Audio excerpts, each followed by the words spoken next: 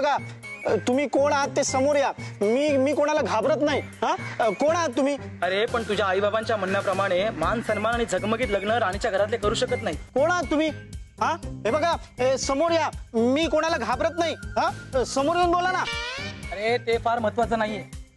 मनोज, तुझ्या bank account मध्ये किती पैसे जमा आहेत?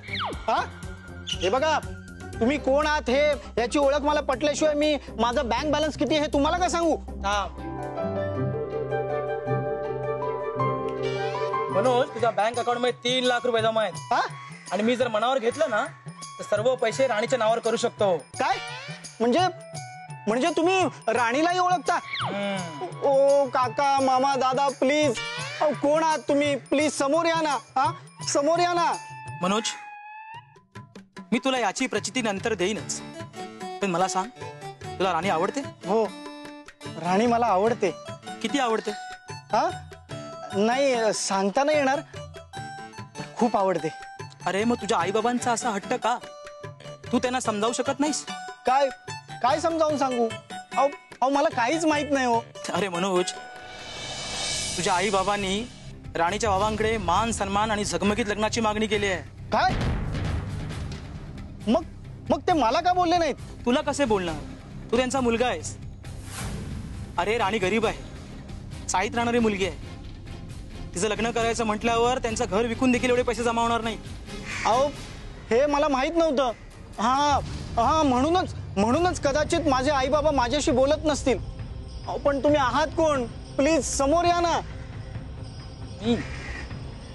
मी श्रीराम भक्त, श्री रामदास, पवनपुत्र, अंजनी सूत, बजरंग आहे. काय? म्हणजे तुम्ही हनुमान, श्रीराम भक्त, रामदास, अंजनी सुत, बजरंगबली आहात तुम्ही? होय, बरोबर ओळखलंस. पण एक गोष्ट, तू माझा फक्त आवाज ऐकू शकतोस, मला बघू शकत नाही. हनुमानजी, नाही, बजरंगबलीजी, मी तुम्हाला वचन देतो की मी राणीला खूप सुखी आनंदी ठेवेन आणि त्यासाठी माझ्या आईबाबांचं मनही तुटू देणार नाही. प्लीज मला मार्गदर्शन करा ना बजरंगबली. होय, तुला मार्गदर्शन मी करेन, पण तुला राणी नक्की आवडते?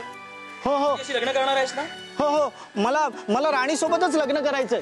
मी तिला कधी दुःख आणि त्रास होऊ देणार नाही. पण तुला एक काम करावं लागेल. राणी फार गरीब मुलगी आहे, तू श्रीमंत आहेस. राणीकडे पैसे नाही, तुझ्याकडे पैसे आहेत. तू तुझ्याकडचे 2 लाख रुपये राणीच्या बाबांना देऊ शकतोस. 2 लाख? पण इतके पैसे का द्यायचे? अरे मान सन्मान झगमगीत लग्न म्हटल्यावर एवढा खर्च येणारच. आणि बघ, जर तुला जमत नसेल तर राणीचा विचार सोड. हो, मी देईन पैसे, पण राणी मला कुठे भेटेल? तिला सांगावं लागेल ना. अरे राणी तुला इथेच भेटेल, थोड्या वेळाने भेटेल. तुला थांबावं लागेल.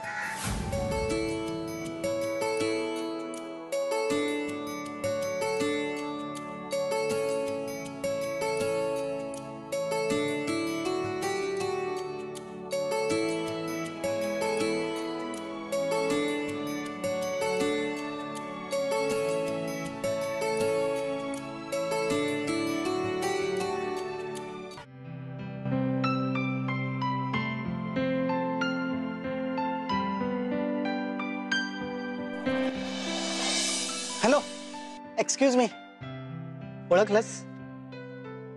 नाराज आहेस वाटतं. का? नाराज आणि खुश होण्याचं काय प्रश्नच नव्हता. नाही, मग मला बघून न बघितल्यासारखं केलंस म्हणून विचारलं. घरी आई वडील माझी वाट बघत असतात. ठीक आहे, जा तू. मी येणारा जाणाऱ्या सोबत गप्पा मारेन. अगं, मला तुझ्याशी महत्वाचं बोलायचं होतं. म्हणून तर गेले 3-4 दिवस या तुझ्या चाळीत चक्रा मारतोय मी, आणि शेवटी आज भेटलीस तू. Thanks to Bajrangbali. मला जायला हवं. जा तू. जाणाऱ्याला कोण अडवणार नाही का? मीच वेडा इथे 3-4 दिवस चक्रा मारतोय ते.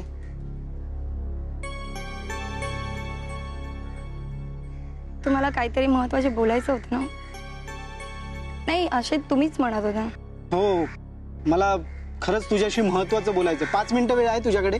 नाहीतर आपण असं करूया का, इथे जवळच एक कॉफी शॉप आहे, तिथे बसून कॉफी घेऊ आणि मस्त गप्पा मारू. हा, येशील? नाही, घरी आई वडील वाढ बघ. मी ओके निघते. Okay okay. मला एक सांग, मी तुला पसंत आहे? कसे सांगू पसंत आहे का? पण मान समान जगमेत लग्न हे माझ्या वडिलांना पटणार नाही. आपण देण्या घेण्याबद्दल बोललो तर फार बरं होईल. अहो, देण्या घेण्याचं म्हणाल तर देवाच्या दयेनं माझ्या घरात काहीही कमी नाहीये. अहो, फार मोठं घर आहे नाही का? आपली राणी अगदी राणी शोभून दिसेल या घरची. काय म्हणताय? घर असत नाही बनलं राघव साहेब. त्यासाठी यांना रात्रंदिवस खूप कष्ट सोसावे लागलेले आहेत. रेणुका मॅडम, आम्ही की नाही चाळीत राहतो. आमचं इन्कम ही इन मिनच आणि त्यानुसार आमच्या गरजाही छोट्या स्वरूपाच्या. फार तर आम्ही 50,000 रुपये देऊ शकतो. अहो कांताबाई, 50,000 काय येतंय? तुम्ही काय भाजीपाला खरेदी करताय? नाही पण रेणुकाताई, 50च्या पुढे आम्हाला झेपेल की नाही याची शाश्वती नाही. हे बघा, तो तुमचा विचार तुम्ही करा. मुलगी जन्माला घातली त्यावेळेला तो विचार करायचा असतो. कळलं? आता काय द्यायचं आणि नाही तो तुमचा तुम्ही विचार करा. बरं की नाही रे सदानंद? ताई जे डिसिजन घेईल, ताई जो निर्णय घेईल तो आम्हा सगळ्यांना मान्य असतो. बरं, आम्ही निघतो. येतो आम्ही. येतो आम्ही. थांबा थांबा थांबा.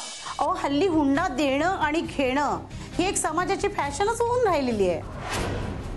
पण खरंच सांगते, आजकाल लग्नामध्ये मुलीचे आई वडील दागदागिने, सोफा सेट, कार, टीव्ही काय म्हणून देत नाहीत. अहो, तुम्हाला सांगते की लग्नात एवढा खर्च करतात की त्या लग्न खर्चात 1-2 महिने पुरी अर्धी मुंबईचे लोक 2 वेळचं जेवण करू शकतील. पण मी हे तुम्हाला का सांगते माहित आहे? अहो, यातलं मी तुमच्याकडून काहीच घेणार नाहीये. काय म्हणाला? लग्नात आमची इज्जत आणि मान सन्मान हे राहील ह्याची तुम्ही काळजी राखा. कसे सांगू? आणि सन्मान जगमईत लग्न हे माझ्या बाबांना झेपणार नाही. अगं, पण हे मी बोललो का? नाही ना. समजलं. म्हणजे मी तुला पसंत आहे, पण हे तुला माझ्यासमोर सांगायचं नाही.